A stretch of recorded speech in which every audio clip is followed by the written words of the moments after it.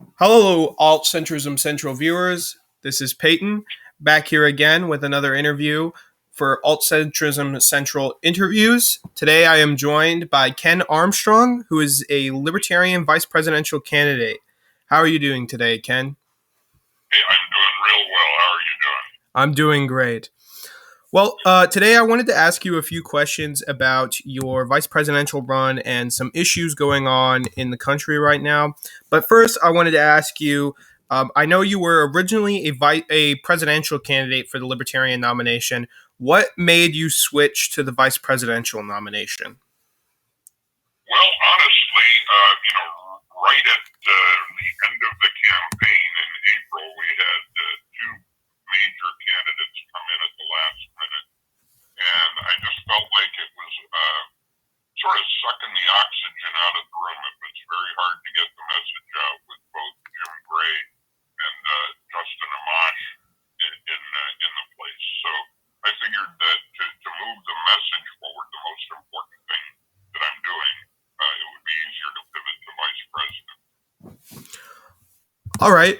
And what specifically made you run in the first place, just both for the president and the vice presidential nomination? What is your motivation for running?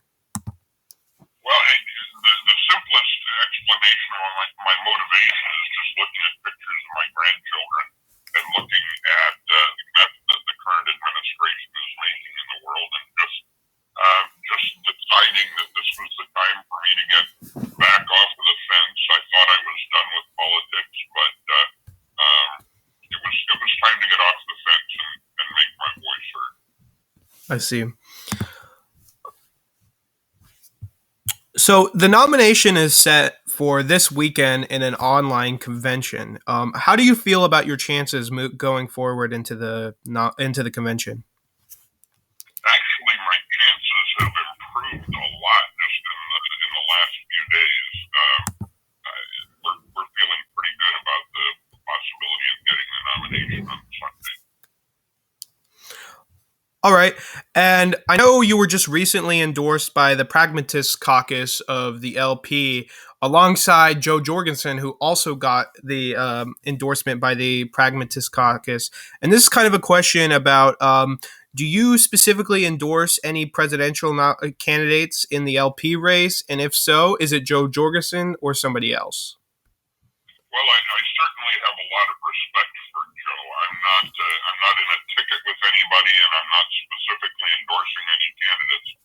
But if it was Joe or Jim Gray, either one, I would be very, very happy to work with them. Okay.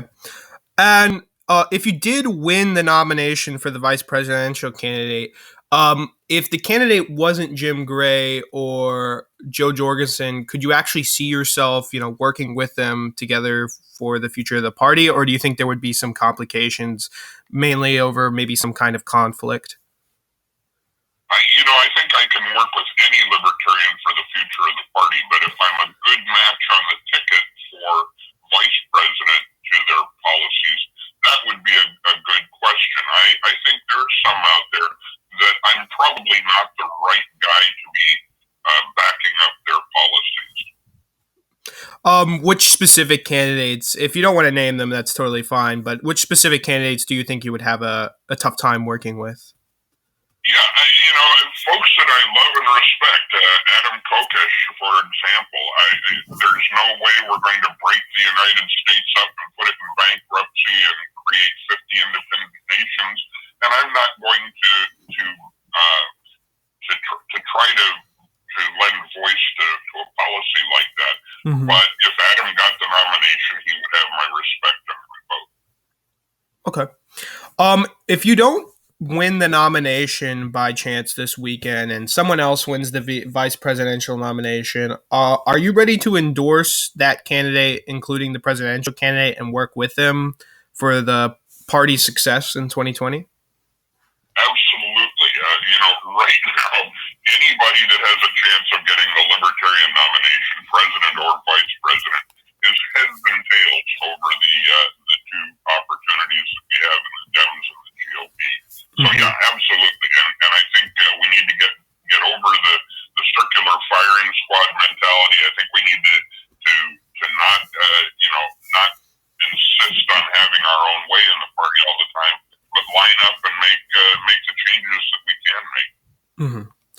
And on the party specifically, what do you think is going to be the winning strategy for libertarians going into the 2020 election?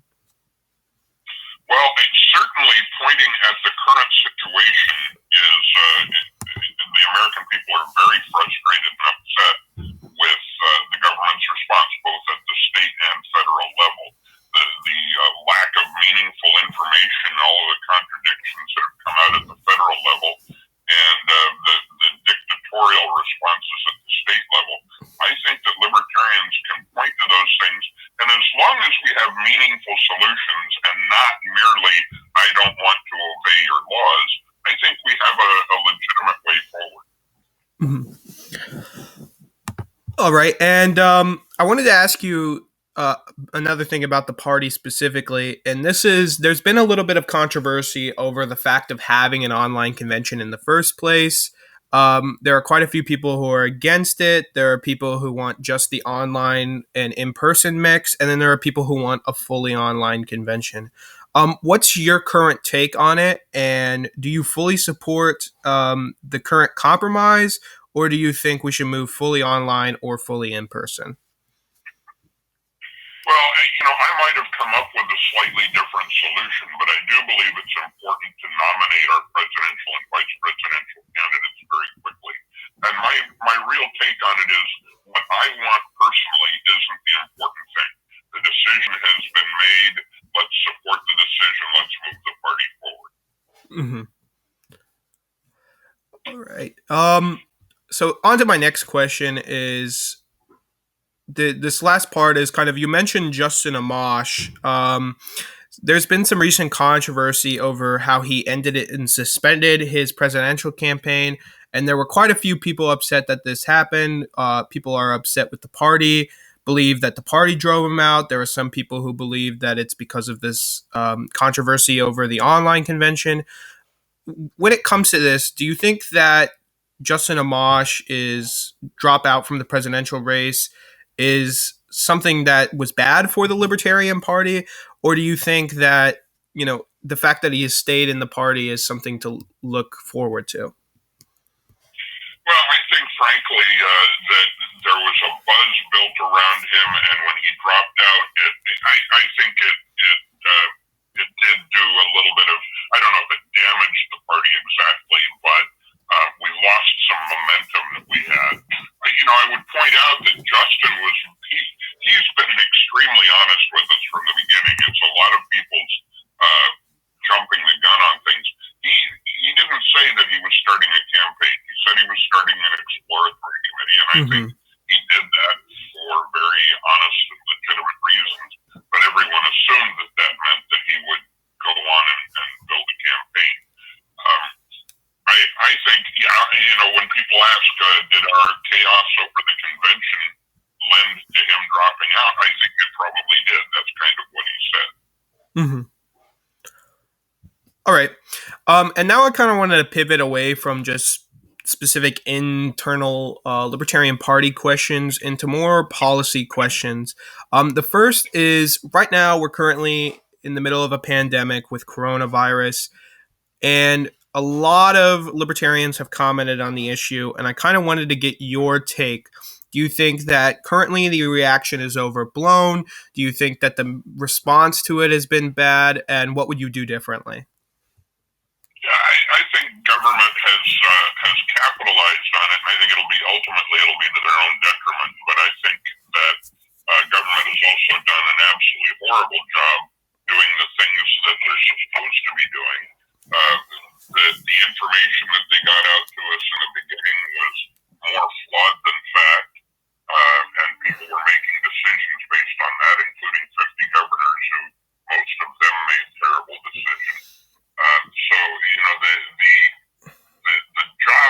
main job of government is to let people know what they know, to keep us informed of what they know in a crowded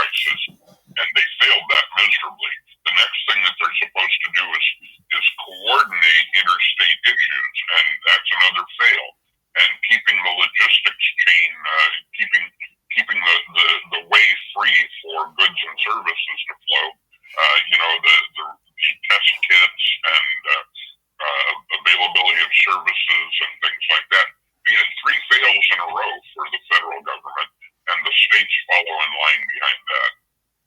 Mm-hmm.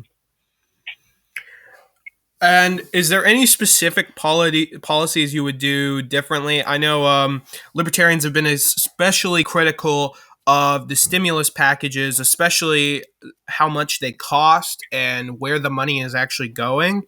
Um, in regards to that, how would you do it differently when it comes to the stimulus packages?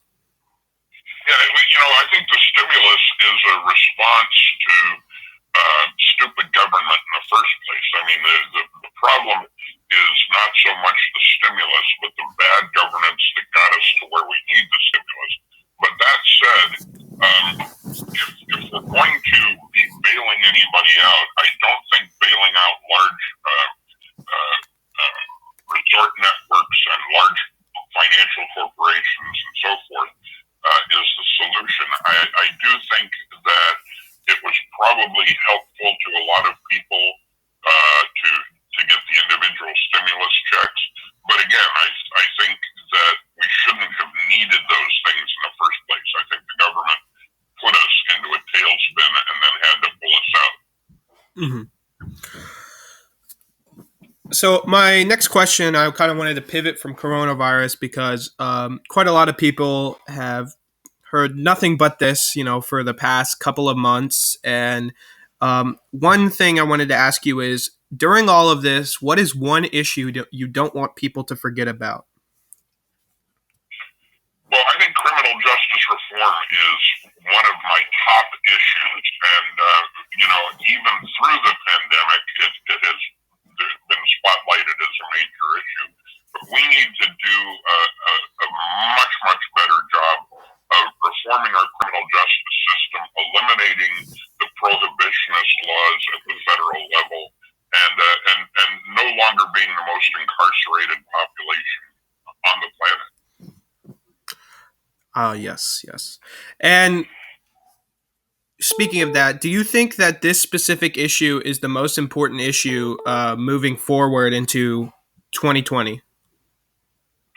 I don't know if it's the most important issue. I think, our global footprint with our military is an extremely important issue. I think the power that has accrued to the Oval Office to do things, to make decisions in the basement instead of making them in the full light of day in front of people. I think all of those things kind of figure together, sort of on a par with each other.